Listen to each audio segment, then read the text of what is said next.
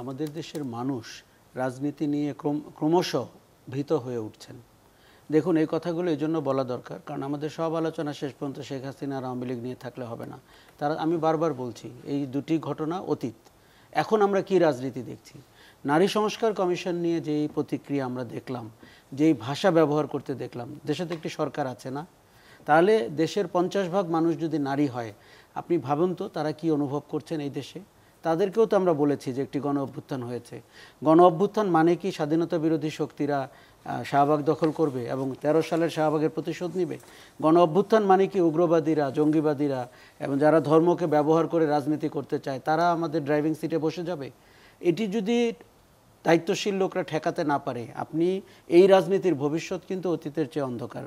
কেননা আপনি কোন রাজনীতি অফার দিচ্ছেন? দেখুন, এত সব সংস্কার, এগুলো অ্যাডমিনিস্ট্রেটিভ সংস্কার, আমরা এগুলোকেই ধরে নিয়েছি জীবনের সবচেয়ে প্রধান কর্তব্য। বাংলাদেশের রাজনীতির চেহারাটি কি? বাংলাদেশে নারীদের ব্যাপারে ভূমিকা কি? ধর্মের ব্যাপারে এই রাষ্ট্রের অবস্থান কি? এটি যদি আপনি পরিষ্কার স্টেপ ইন না করেন, এটি যদি আপনি ঘটতে দেন, তাতে কিন্তু একসময় আপনি নিজেও তাতে আক্রান্ত হবেন এবং আপনি কোনো নিয়ন্ত্রণ আপনার আর থাকবে না। দেখুন, আমরা ঘটনার পরপর কিছুদিন এক ধরনের মব ইনজাস্টিস হয়েছে, আমরা বুঝতে পেরেছি তাদের ঘৃণা আছে, তাদের অপছন্দ আছে।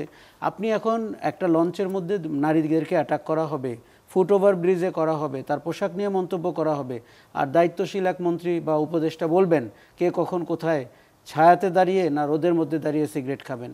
এগুলো কোনো দায়িত্বশীল বক্তব্য? আমরা সরকারকে কিন্তু দেখুন, অতীতের দলীয় সরকারগুলোকে আমরা অনেকভাবে নিন্দা করেছি, শুধু আওয়ামী লীগ না, অতীতে যারা ছিল তাদেরকেও।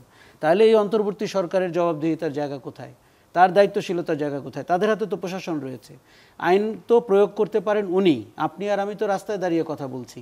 কাজে উনি কি করে এই নারীদের উপরে হেনস্থাকারীদেরকে, তাদের মানুষ মনে করছে যোগসূত্র আছে সরকারের সাথে উগ্রবাদীদের সাথে মব ইনজাস্টিসের, এবং ধর্মের ব্যাপারে রাষ্ট্রের অবস্থান পরিষ্কার করতে হবে।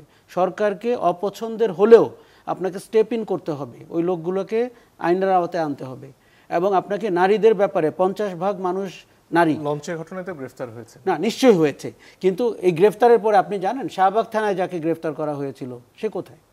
আমরা তো ফলো আপ কম করি, ওই যে আমাদের স্ক্রল ইভেন্ট কাভারেজ, ওই শাহবাগ থানায় যাকে ফুলের মালা দিয়ে বের করে আনা হয়েছিল, ওয়ার ইজ হি? কাজেই লঞ্চের ঘটনায় গ্রেপ্তার হয়েছে। এখন একজন স্বরাষ্ট্র উপদেষ্টা বলবেন যে স্যুটকোট পরে গেলে ধরবেন, লুঙ্গি পরে গেলেই করবেন, এগুলো কোনো কথা?